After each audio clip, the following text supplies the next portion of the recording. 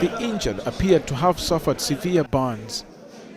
The blast happened in the city of Sabha in southern Libya on Monday.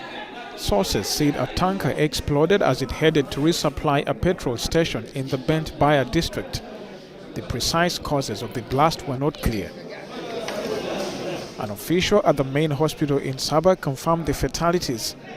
Many of the wounded were in a critical state, according to a security source. Interim Prime Minister Abdel Hamid Dbeibah tweeted that his government was, quote, closely following the incident. Southern Libya is particularly affected by poor services and the lack of investment, more than a decade since the overthrow of Muammar Gaddafi in a NATO-backed uprising.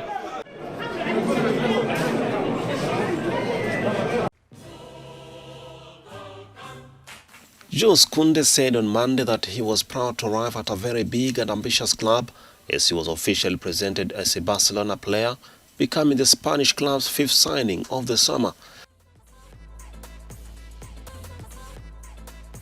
The 23-year-old France international moved to Sevilla from reported $51.2 million on a 5-year contract with a buyout clause of $1.02 billion. Kounde had been linked with a transfer to English Premier League side Chelsea, but the defender ultimately decided to stay in Spain. Robert Lewandowski, Rafinha, Frank Kessie and Andreas Christensen have also been added to head coach Xavi Hernandez's squad this summer. Barcelona opened their domestic league season at home against Rayo Vallecano on 13th August.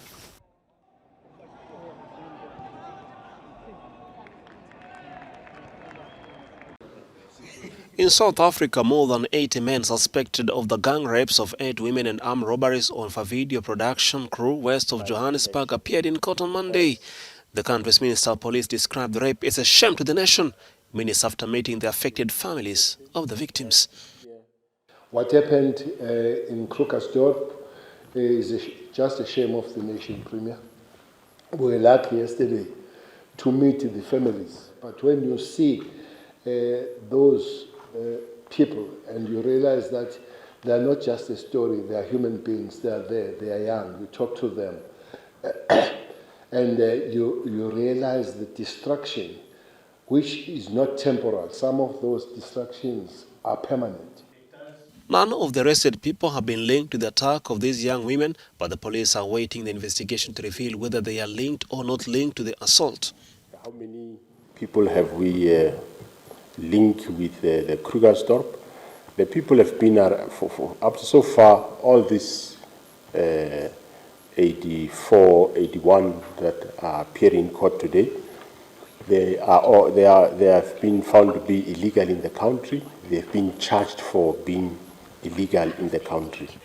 As the hearing took place, a 300-strong crowd of people gathered outside the Krugersdorp Magistrates Court to express the community's fury over the attack.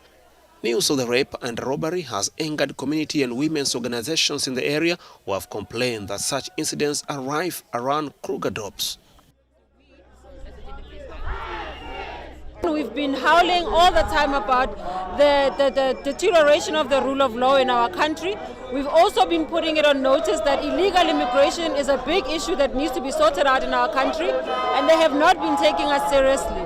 And it had to take this kind of crime to happen for us to be able to put the issues of illegal immigration on the map.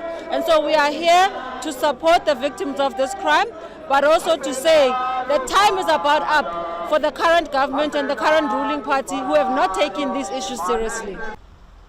The suspects are allegedly illegal miners known as Zamazamas who dig for gold in the Johannesburg area's many closed mine shafts. Congolese authorities were not present at the ceremony attended by the head of the UN mission, Bintou Keita, and the UN's head of peacekeeping, Jean-Pierre Lacroix, in Goma on Monday. 3 of the peacekeepers died in anti-MONUSCO demonstrations in eastern Congo last week, while a 4th was killed in fighting. For all the victims of the latest incidents, which are absolutely unacceptable in all their forms, may their souls rest in peace. The victims hailed from India and Morocco. Justice doit être rendue à tous nos collègues. Justice must be given to all our UN colleagues who have lost their lives, and of course this justice must be given to all our Congolese brothers and sisters who continue to suffer the horrors of war and who are the first victims. One of the largest and most expensive UN missions in the world, MONUSCO has been in Congo since 1999. Since 2019, it has been facing hostility from the population, which accuses it of failing to protect civilians from attacks by armed groups. On Sunday, the peacekeepers killed 2 people and injured several others in the Beni area. A sigh of relief at last. The first ship carrying Ukrainian grain set out from the port of Odesa on Monday under a deal sealed by the United Nations and Turkey, expected to release large stores of Ukrainian crops to foreign markets and ease a growing food crisis. What we have witnessed today in Odesa is an important starting point. It must be the first of many commercial ships bringing relief and stability to global food markets.